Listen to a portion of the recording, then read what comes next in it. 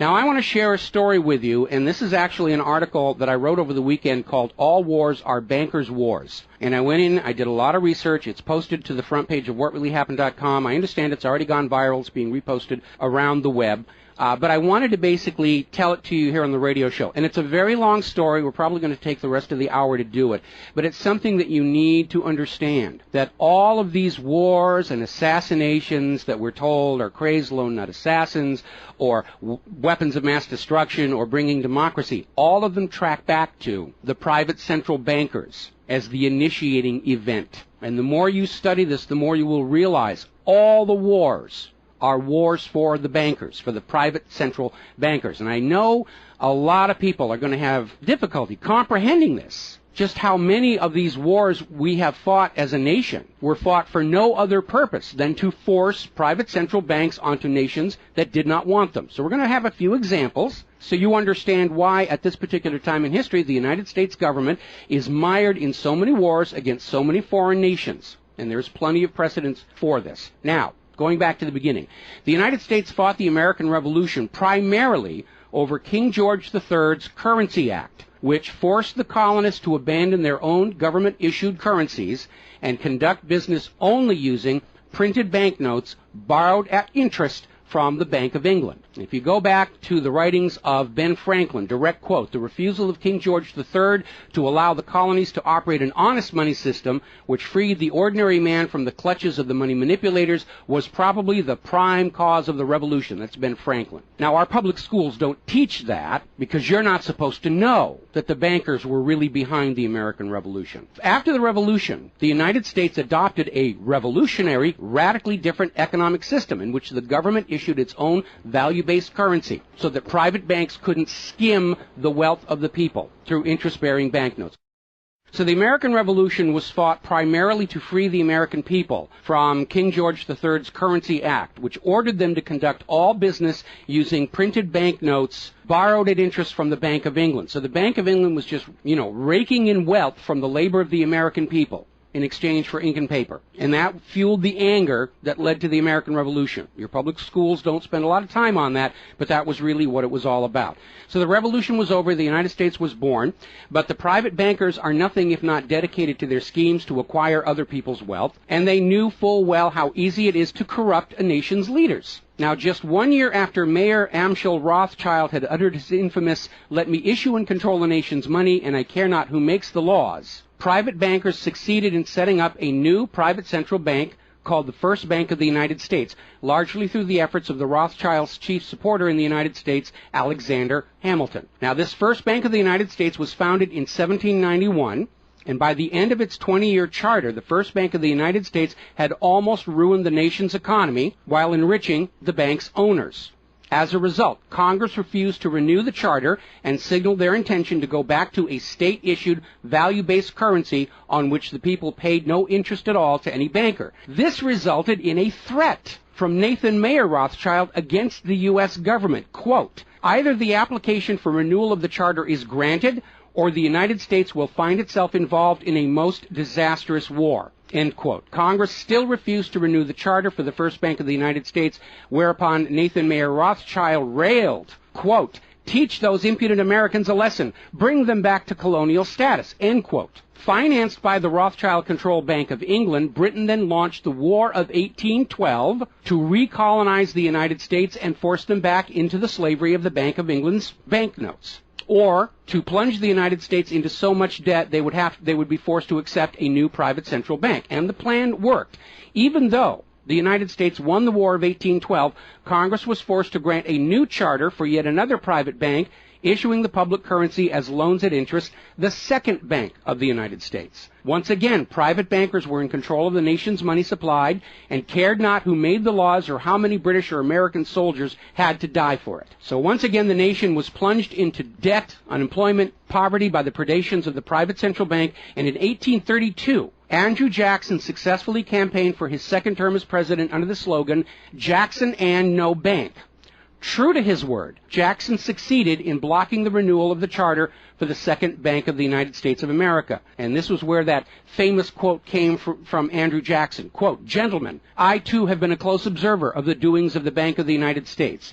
I have had men watching you for a long time, and I am convinced that you've used the funds of the banks to speculate in the breadstuffs of the country. When you won, you divided the profits amongst you, and when you lost, you charged it to the bank. You tell me that if I take the deposits from the bank and annul the charter, I shall ruin 10,000 families. That may be true, gentlemen, but that is your sin. Should I let you go on, you will ruin 50,000 families, and that would be my sin. You are a den of vipers and thieves. I've determined to rout you out, and by the eternal God, I will rout you out. End quote. Andrew Jackson. Shortly after the charter for the Second Bank of the United States expired, there was an assassination attempt on Andrew Jackson, and it failed when both pistols used by the assassin, Richard Lawrence, failed to fire. Later on, Lawrence explained the motive for the assassination by saying that with President Jackson dead, money would be more plenty. So it was an assassination motivated by the interests of the bankers. Now, our public school system is as subservient to the bankers' wishes to keep certain history from you, just as the corporate media is subservient to Monsanto's wishes to keep the dangers of GMOs from you, and the global warming cult's wishes to conceal from you the fact that Earth has actually been cooling for the last 16 years.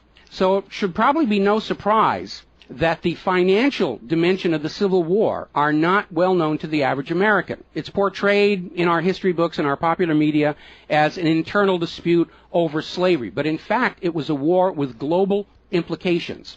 When the Confederacy seceded from the United States, the bankers once again saw the opportunity for a rich harvest of debt and offered to fund Lincoln's efforts to bring the South back into the Union at 30% interest.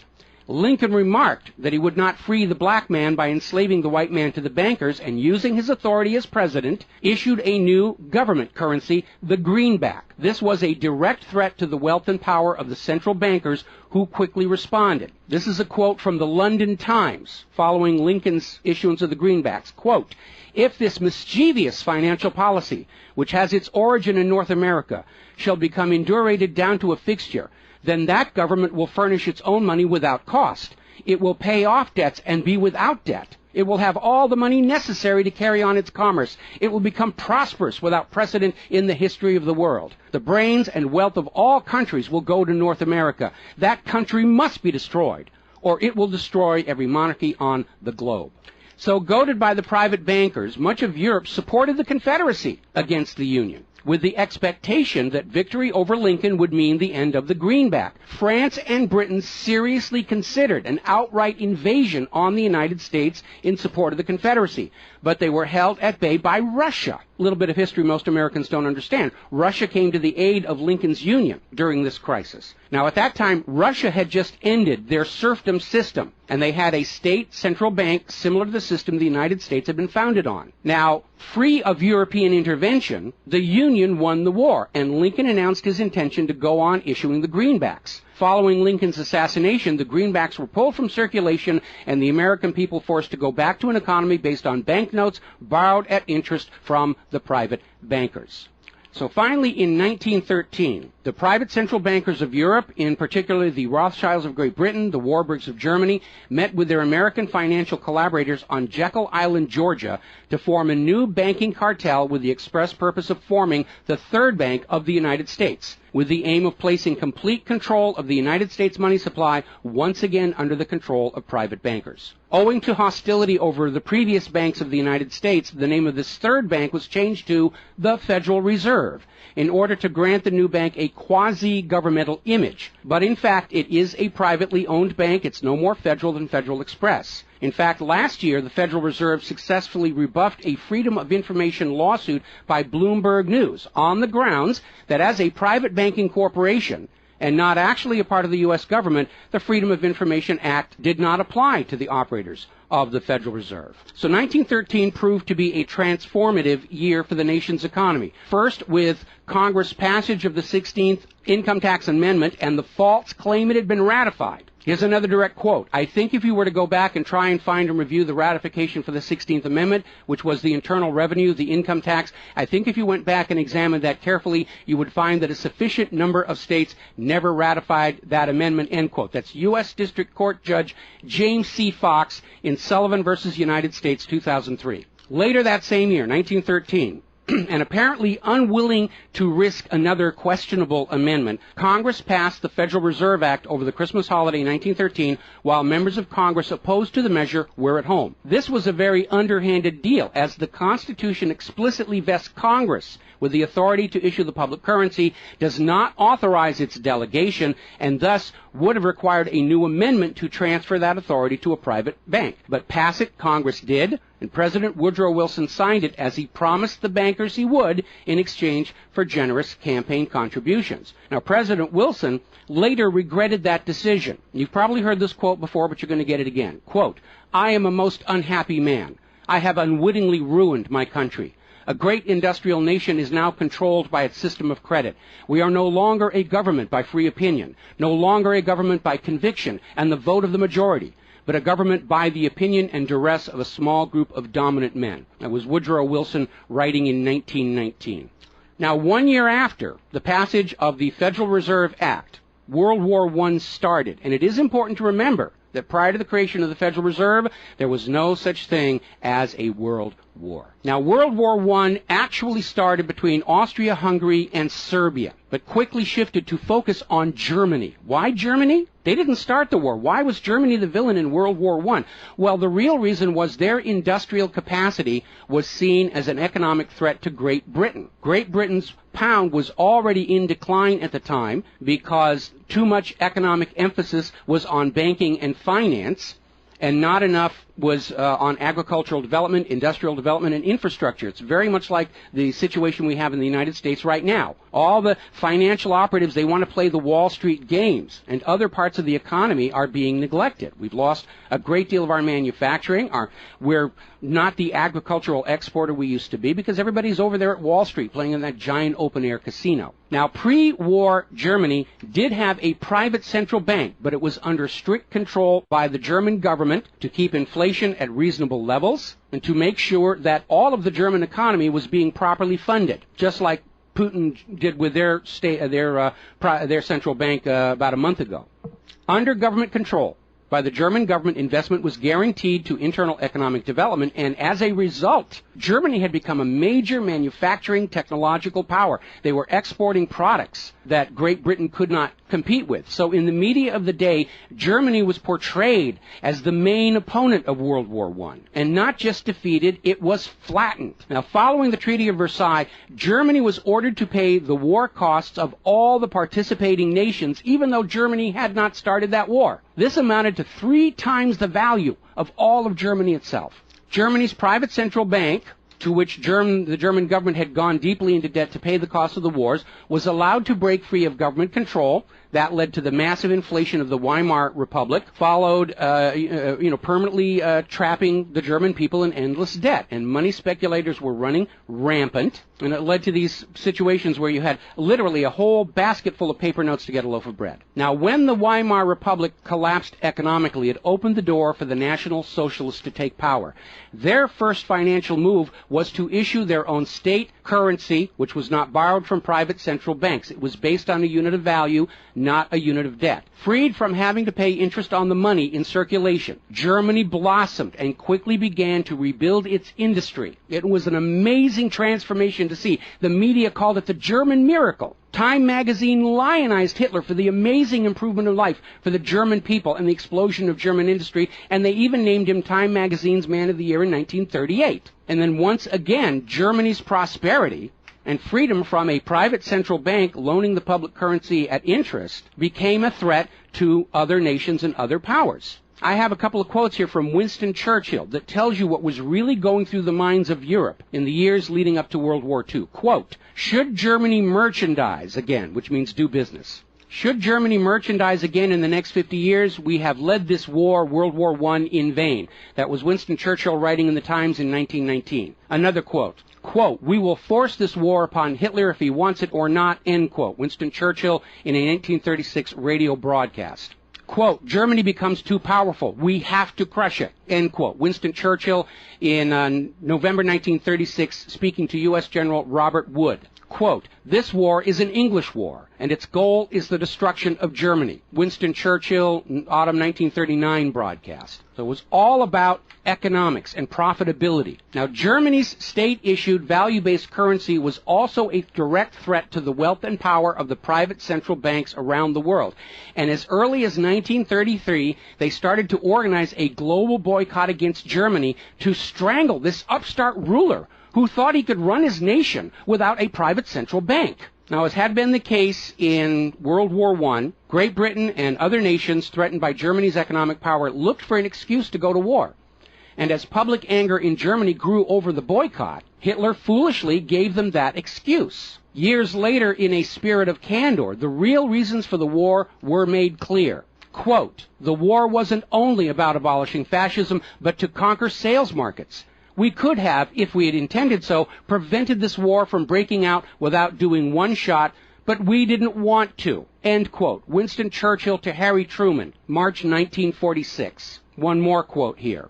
Quote, "Germany's unforgivable crime before World War II was its attempt to loosen its economy out of the world trade system and to build up an independent exchange system from which the world finance couldn't profit anymore. We butchered the wrong pig." End quote. Winston Churchill writing in his book, The Second World War.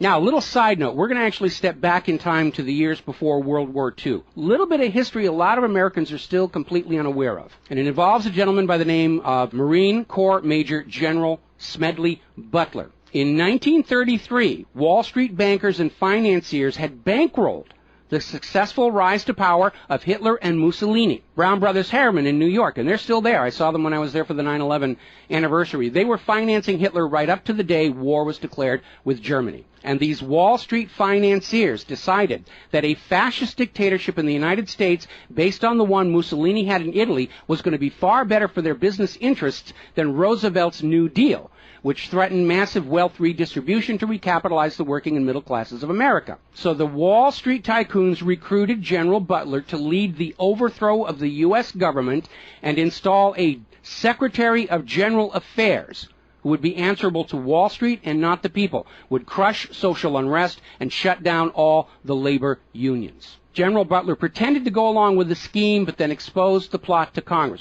So they recruited Marine Corps Major General Smedley Butler to lead this coup d'etat because Butler was very popular with the soldiers, and his image as part of this move would help convince the military this was the right thing to do. Now, to his credit, Major General Smedley Butler, remembering his oath to the Constitution, pretended to go along with the scheme, but then exposed the plot to the United States Congress. Congress, then as now in the pocket of Wall Street bankers, refused to act. When Roosevelt learned of the planned coup, he demanded the arrest of the plotters, but the plotters simply reminded Roosevelt that if any one of them were sent to prison, their friends on Wall Street would deliberately collapse the still fragile U.S. economy and blame Roosevelt for it. So Roosevelt was unable to do anything about this attempted coup d'etat until the start of World War II, at which time he prosecuted many of the plotters under the Trading with the Enemy Act. Now, mostly it was glossed over, it was just a rumor, unfounded, it's wacko conspiracy theory, but in 1967, the congressional minutes of Smedley Butler's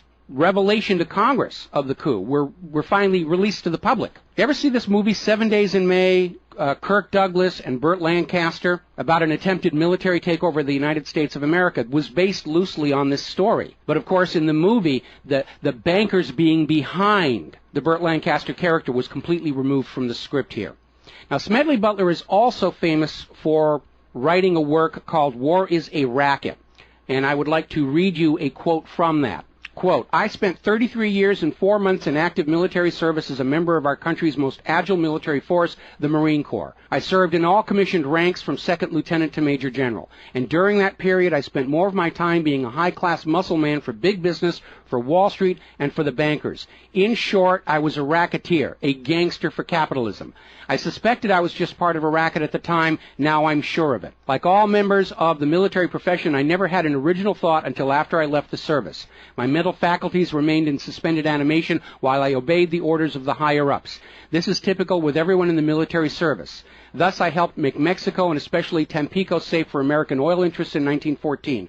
I helped make Haiti and Cuba a decent place for the National City Bank boys to collect revenues in. I helped in the raping of half a dozen Central American republics for the benefit of Wall Street.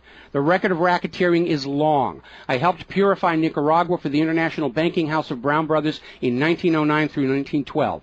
I brought light to the Dominican Republic for American sugar interests in 1916. In China in 1927, I helped see to it that the Standard Oil went its way unmolested. During those years, I had, as the boys in the back room would say, a swell racket. I was rewarded with honors, medals, and promotion. Looking back on it, I feel I might have given Al Capone a few hints. The best he could do was operate his racket in 3 city districts. I operated on 3 continents. General Smedley Butler, former U.S. Marine Corps Commandant, and he wrote that in 1935. So, now moving forward here. As president, John Fitzgerald Kennedy understood the predatory nature of private central banking. He understood why Andrew Jackson fought so hard to end the Second Bank of the United States. So Kennedy wrote and signed Executive Order 11110, which ordered the U.S. Treasury to issue a new public currency called the United States Note. Now, Kennedy's United States notes were not borrowed from the Federal Reserve. They were created by the U.S. government and backed by the silver stockpiles held by the U.S. government. It represented a return to the system of economics the United States had been founded on, and it was perfectly legal for Kennedy to do so under the Constitution.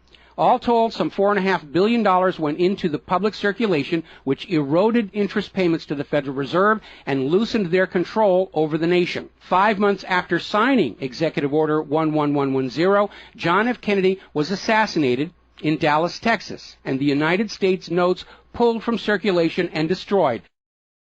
Following Kennedy's assassination, John J. McCloy, president of the Chase Manhattan Bank and president of the World Bank, was named to the Warren Commission. Now, I don't care how good a banker he is. He's not qualified to be investigating a murder, which is what we were told the Warren Commission was all about, to get the truth of the assassination. But we all know that the Warren Commission was there to cover up what was going on, and obviously we can presume safely that John J. McCloy's presence on the Warren Commission was to make sure the American public never got even a hint of the financial dimensions behind the assassination.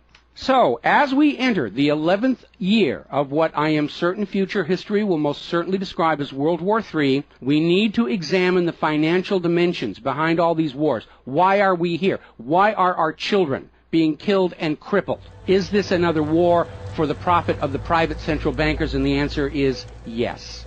Now, toward the end of World War II, when it became obvious that the Allies were going to win and dictate the post-war political environment, the major world economic powers met at Bretton Woods, a luxury resort in New Hampshire, in July of 1944, and they hammered out the Bretton Woods Agreement for International Finance.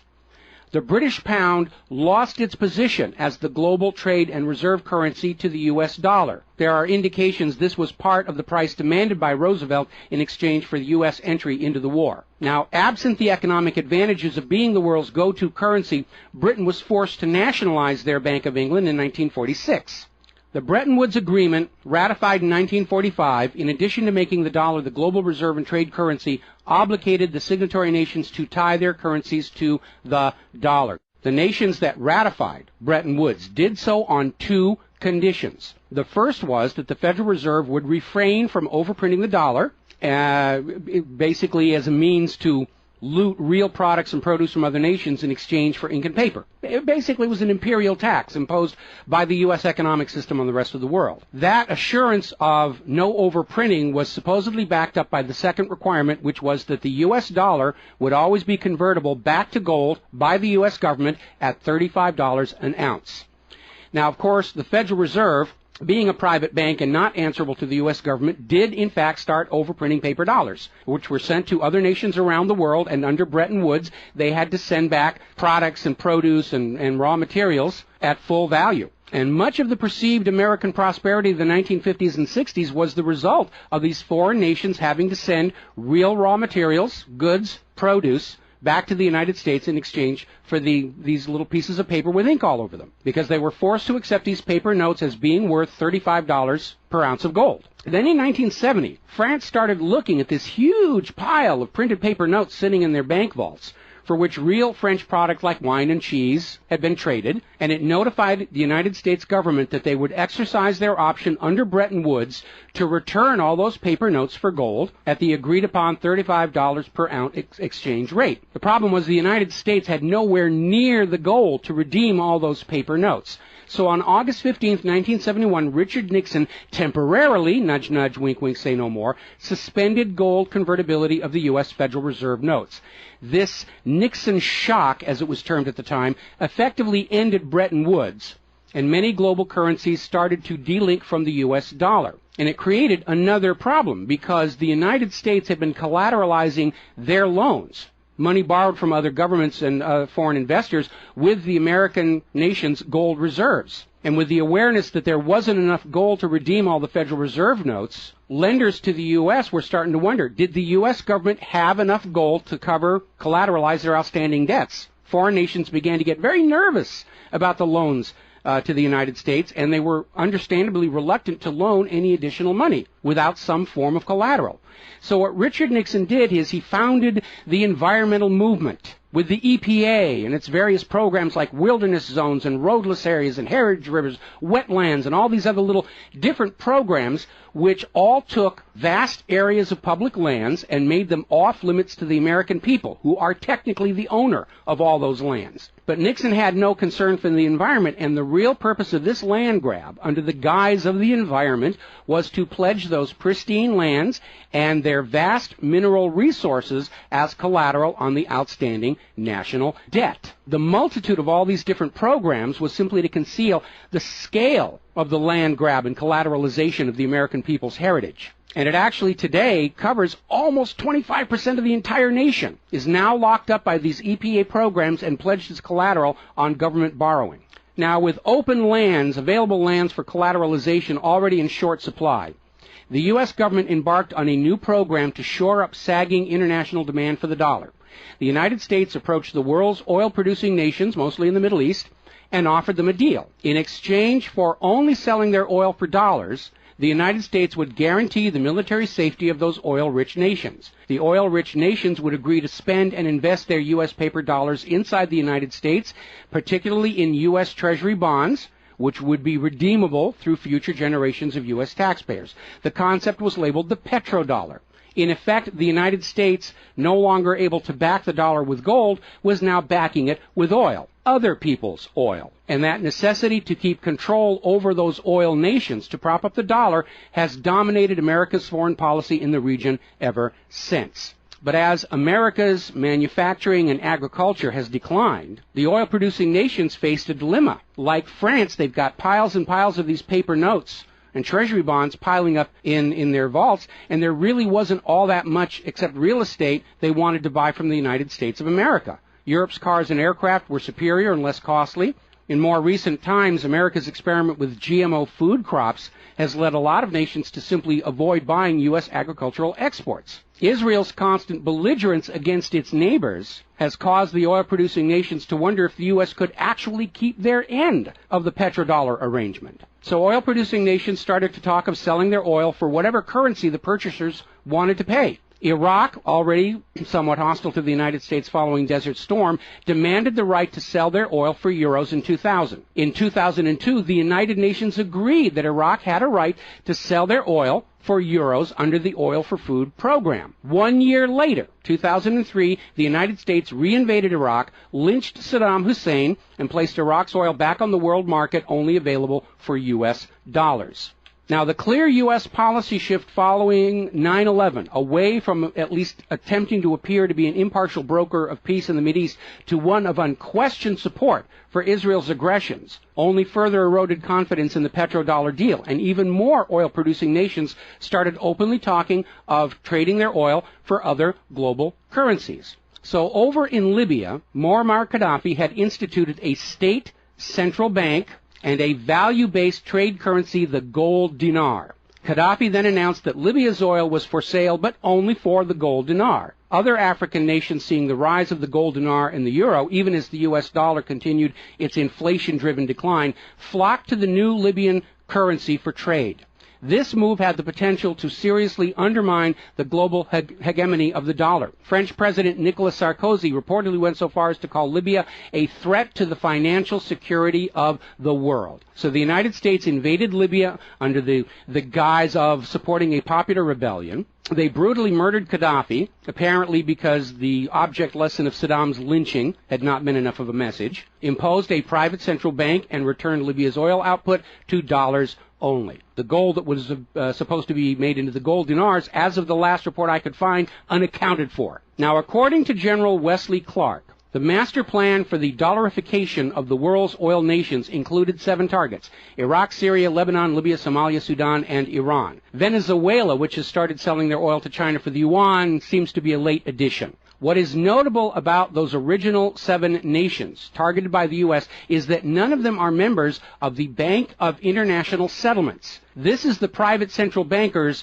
private central bank located in Switzerland. That meant that those 7 targeted nations were deciding for themselves how to run their nation's economies rather than submitting to the international private central bankers. Now, of course, the bankers' gun sights are on Iran, which dares to have a government central bank and sell their oil for whatever currency they choose. The war agenda for Iran is, as always, to force Iran's oil to be sold only for dollars and to force them to accept a privately owned central bank. Now, you have been raised by a public school system and a media that constantly assures you that the reasons for all these wars and assassinations are many and varied. We're bringing democracy to the conquered lands. We hear that a lot. When actually the U.S. hasn't. The usual result of a U.S. overthrow is the imposition of a pro-business, pro-Wall Street, pro-U.S. dictatorship. Good example, the 1953 CIA overthrow of Iran's democratically elected government of Mohammad Mossadegh and the imposition of the Shah. Or the 1973 CIA overthrow of Chile's elected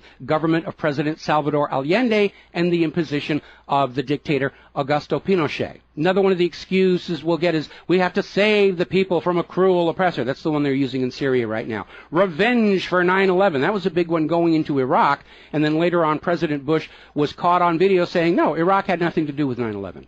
And behind all of them, that tired, worn-out, catch-all excuse for invasion, weapons of mass destruction.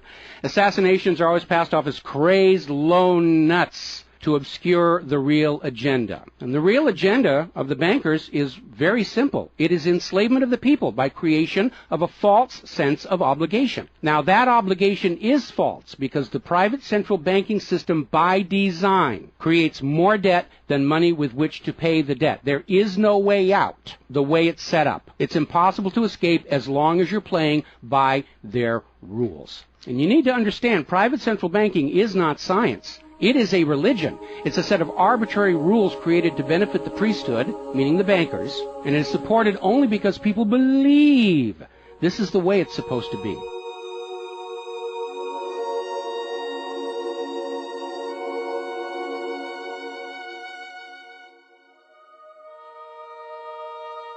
It is a religion. It's a set of arbitrary rules created to benefit the priesthood, meaning the owners of the private central banks. The fraud persists with often lethal results only because the people are brainwashed into believing that this is the way life is supposed to be, and no alternative exists or should even be dreamt of. Now, this same approach, the same brainwashing, was true of 2 earlier systems of enslavement, rule by divine right and slavery, both systems built to trick people into obedience, and both now recognized by modern civilization as illegitimate. So now we are on the verge of a new era in history where we will recognize that rule by debt, rule by private central bankers issuing the public currency as a loan at interest is equally illegitimate. It only works as long as people allow themselves to believe that this is the way life is supposed to be. But you need to understand something that's the core of the issue. Private central banks do not exist to serve the people, the community, or the nation. Private central banks exist to serve their owners, to make them rich beyond the dreams of Midas, and all for the cost of ink, paper, and the right bribe to the right official, and the occasional assassination. But behind all these wars and all these assassinations, the 100 million plus horrible deaths from all of these wars, lies a single policy of financial dictatorship. The private central bankers only allow rulers to rule, only on the promise that the people of a nation be enslaved to the private central banks. Rulers who do not go along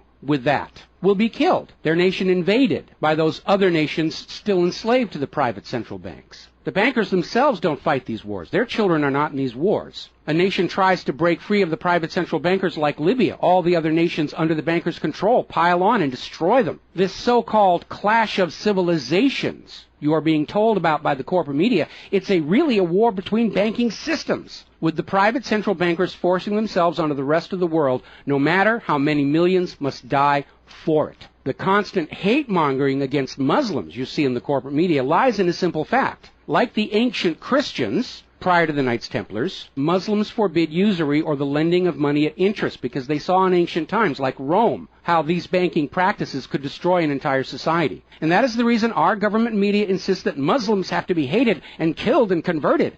They refuse to submit to currencies loaned at interest. They refuse to be debt slaves.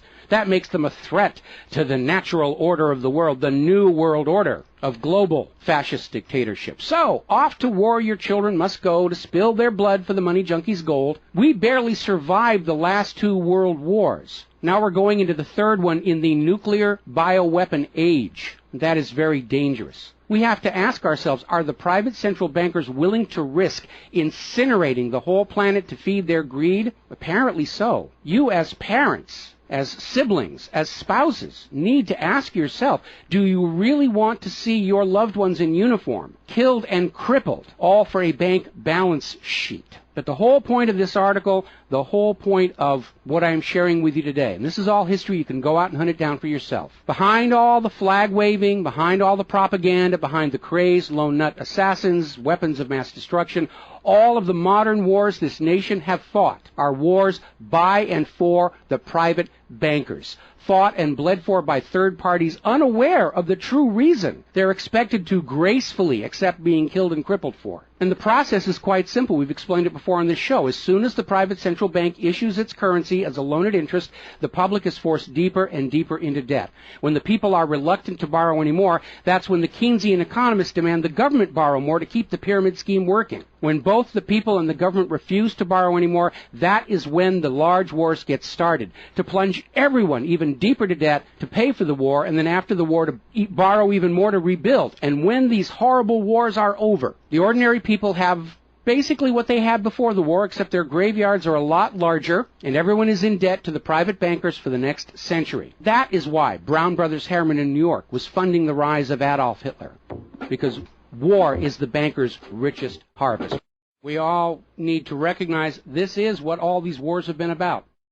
Private central banking, enlarging their domain, imposing their will on nations that do not want it, imposing their system on the rulers of nations who do not want it. Bribery, blackmail, assassination, they will do anything to maintain their stranglehold on the productivity of the world's people. And as long as private central banks are allowed to exist, inevitably, as the night follows the day, there will be poverty, hopelessness, millions of deaths in endless world wars until the earth itself is sacrificed in flames to Mammon. The path to true world peace lies in the abolishment of all private central banking everywhere and a return to the state-issued, value-based currencies that allow nations and people to become prosperous through their own labor and development and efforts. Now, I mentioned the Knights Templars.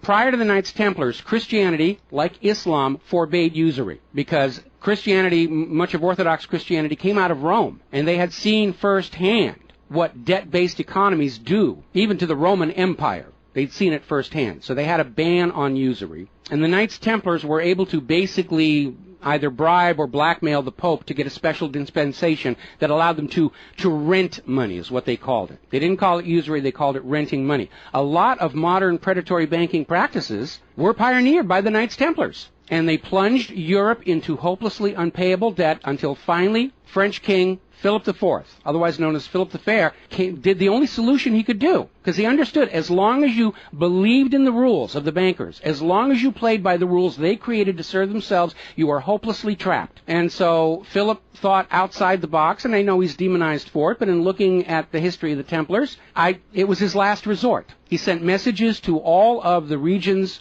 in France, secret orders on the same time, in the same moment, on the same day. All of the Templars were arrested. and their commanderies, which is what they called their banks, were broken into, looking for looted wealth. They didn't find a lot of it. It was a paper empire, just like the Federal Reserve is. It's all based on paper. There's nothing of any real value there. It's all paper notes. And he sent the Templars to prison and execution, except for Scotland and Portugal, where the Pope and King Philip IV really didn't have a lot of control.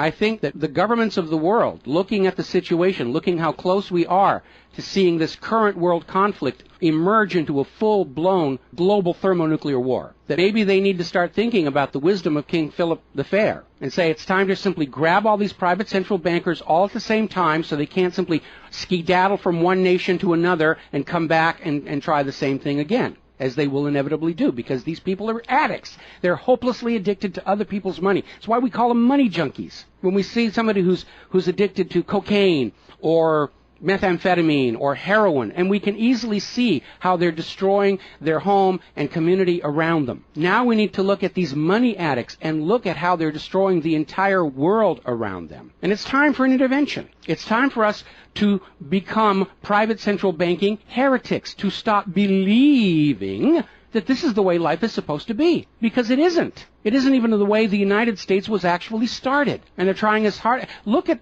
the destruction of our nation. We used to be the world's greatest nation. Now the most generous estimate is we're down to number 16 and still falling. And yet, despite the destruction to our nation, its infrastructure, its children, its quality of medical care, the quality of its manufacturing output, we still are compelled somehow to go out and force this same banking system onto the rest of the world at the point of a bayonet. Does that make any sense at all? Not to a rational human being. To a money junkie, yeah, it's perfect. But we're really at a crisis point in history. And the first step to resolving that crisis, to not let it go any further into a potential nuclear war, is to recognize that private central banking, ruled by manufactured illusion of debt, is no more legitimate a system of governance than rule by divine right or rule by slavery. We all need to recognize the true cause of all the pain and suffering and wars. It's not the terrorists, it's not Al-Qaeda. These are just distractions and set pieces put in front of your eyes so you can't see the very clear pattern behind much of modern human history. It's a war of banking systems, with the predatory private central banks seeking to eradicate any nation and any ruler that would dare try and operate their economy outside the control of the private central bankers. That's the real cause for the war. Is it something you're willing to fight and die for, to support these private central bankers? Is it something you're willing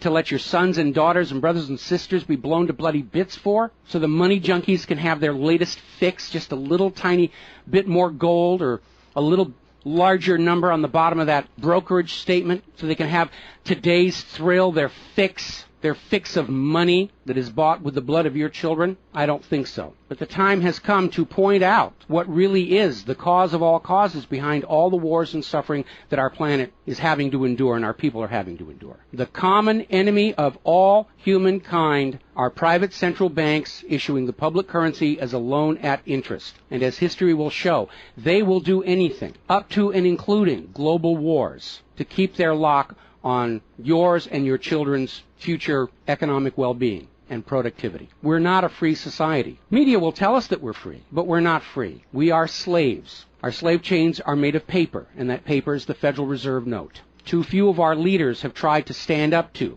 this system of enslavement, usually with lethal results. But if all the people of the world at the same time stand up and say no more private central banks, it will come crashing down, just as slavery did, just as rule by divine right did, and then we'll be embarking on a new era in human history, where the emphasis on social development is on the people and not on the money junkies.